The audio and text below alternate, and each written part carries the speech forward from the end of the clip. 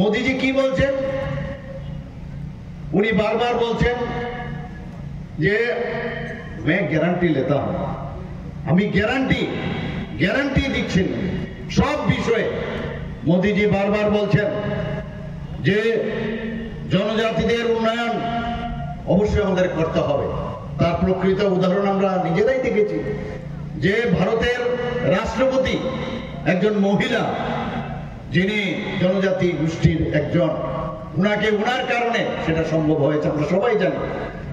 আমরা মাননীয় প্রধানমন্ত্রীজি ভগবান বিরসা মুন্ডার যে 15ই নভেম্বর সেই দিনটিকে জনজাতিদের উন্নয়নের কথা চিন্তা করে সেই 15ই নভেম্বর সেটাকে আমরা সবাই জানি যে জনজাতীয় গৌরব দিবস হিসাবে উনি পালন করছেন। আমি নিজেও আজকে একটা জায়গায় আমি শুনছিলাম, আমাদের যখন ভারতীয় জনতা পার্টির যখন ম্যানিফেস্টো উনার মাধ্যমে উদ্বোধন হয়, উনি বারবার বলছেন যে সামনের বছর উনার 150 বছর পূর্ণ হবে এই ভগবান বিরসা মুন্ডা, এবং সেটা সেন্ট্রালি, সেটাকে সারা দেশের মধ্যে আরো বেশি করে কিভাবে তাকে পালন করা যায় সেই চিন্তা ভাবনা উনার আছে, এবং আমাদের এবারের ম্যানিফেস্টোর মধ্যে সেই বিষয়টাও বলা হয়েছে। বন্ধুগণ, আমরা দেখছি কংগ্রেস এবং সিপিএম এর শাসন, 35 বছর আমরা সিপিএম এর শাসন আমরা দেখেছি।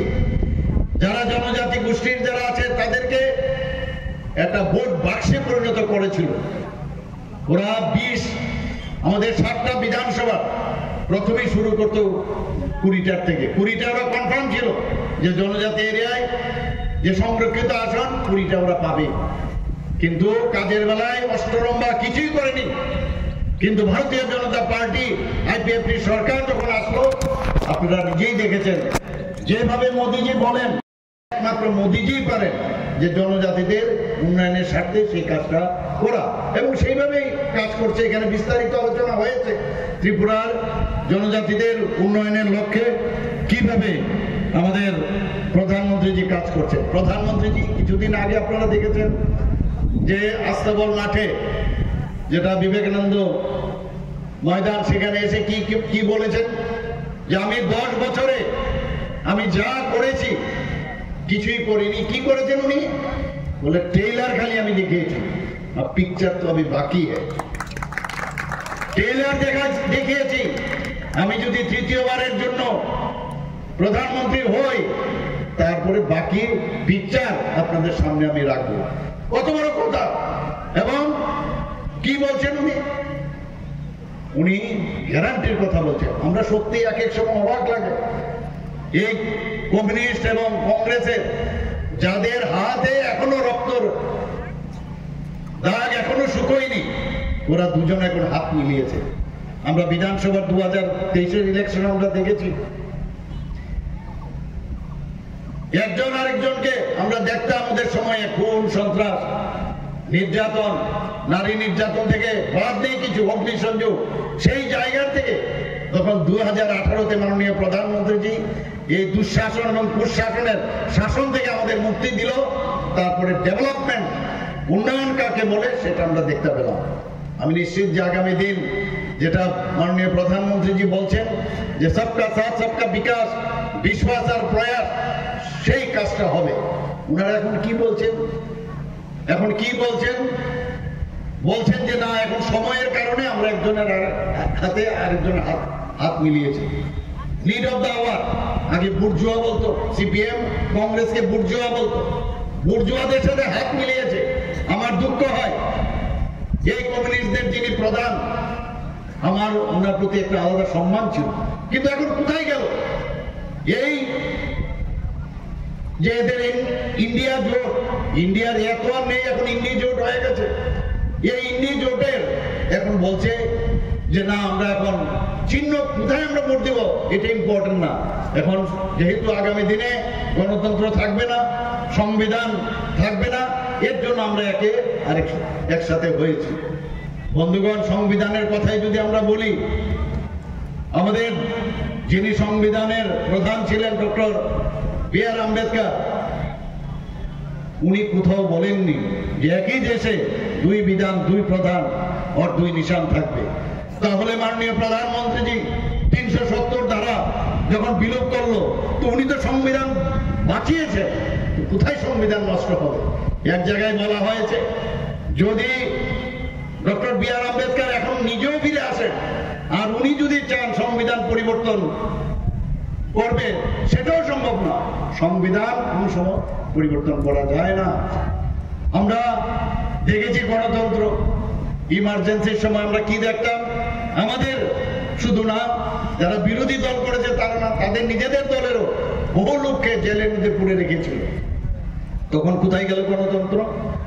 আমরা শিখ নিধন দেখেছি, যখন ইন্দিরা গান্ধী যখন অ্যাসাসিনেশন হয়, রাজীব গান্ধী যখন মারা যায়, সমস্ত ভারতবর্ষে দিল্লিতে বিশেষ করে সব জায়গায় শিখ নিধন আমরা দেখেছি। তখন গণতন্ত্র কোথায় গেল?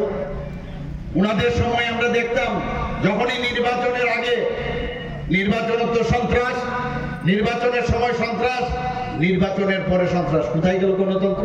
গণতন্ত্রের বুকের বাতাস পড়ে বলছে জল নাই, জল নাই। সেই পুরনো যে কথাগুলো মুখস্থ করা, সেগুলো এখন বলতে থাকে। আরে 3% জল জীবন মিশনের আওতায় 3% ছিল, সেখানে এই সরকার আসার পর 56%-এর উপর হয়ে গেছে বন্ধুগণ। শুধু তাই নয়, আমাদের মাননীয় প্রধানমন্ত্রীজি বলছেন যে এতদিন এইবার আমাদের যে ইস্তেহার এবার বানিয়েছে ভারতীয় জনতা পার্টি, কি বলছেন যে এতদিন ধরে আমরা ফ্রি গ্যাস কানেকশন দিয়েছি, গ্যাসের সিলিন্ডার দিয়েছি, এবং এই ইস্তেহারে বলা হয়েছে কি এবার পাইপের মাধ্যমে গ্যাস দেওয়া হবে। এই ইস্তেহারে বলা হয়েছে যে ট্রান্সজেন্ডার যারা আছে, ট্রান্সজেন্ডার তাদেরকেও প্রধানমন্ত্রীর জন আরোগ্য যোজনায় আনা হবে। শুধু তাই নয় বন্ধুগণ, 70 বছরের ঊর্ধ্বে যারা আছেন ভারতবর্ষে, তাদেরকে সবাইকে আগামী দিন প্রধানমন্ত্রীর জন আরোগ্য যোজনার যে আমাদের যে যোজনা, তার আওতায় আনা হবে। ভাবুন মাননীয় প্রধানমন্ত্রী, সেখানে কোন ধর্মের কোন বর্ণের সেটা দেখা হবে না, সবাই 70 বছরের ঊর্ধ্বে তাদের জন্য করা হবে। প্রধানমন্ত্রীজি এবার যে ঘোষণা আমাদের নির্বাচনী ইস্তেহারে দেওয়া হয়েছে, আমরা সবাই জানি যে বুলেট ট্রেন আহমেদাবাদ থেকে প্রথম যে ট্রেন সেটা বোম্বেতে আসবে। সেই ট্রেন উনি বলছেন প্রায় শেষের পথে তার কাজ। শুধু পশ্চিমে শুধু নয়, উত্তর ভারতে হবে একটা বুলেট ট্রেন দেবে, একটা সাউথ ইন্ডিয়াতে দেবে, আর একটা আমাদের ইস্ট ইন্ডিয়াতে দেবে, পূর্ব ভারতে দেবে, একটা করে বুলেট ট্রেন। বন্দে ভারত 3 প্রকারের বন্দে ভারতের সংখ্যা আরো বাড়াবেন এবার ইস্তেহারে বলা হয়েছে। বন্দে ভারতে একটা হবে স্লিপার, একটা হচ্ছে চেয়ার, আর একটা হচ্ছে মেট্রো। 3 রকমের বন্দে ট্রেন প্রধানমন্ত্রীজি এইবারে ইস্তেহারে উনি বলেছেন। বন্ধুগণ, আমরা দেখছি নতুন চিন্তা ভাবনা বলছেন যে আগামী দিন ভারতকে শক্তিশালী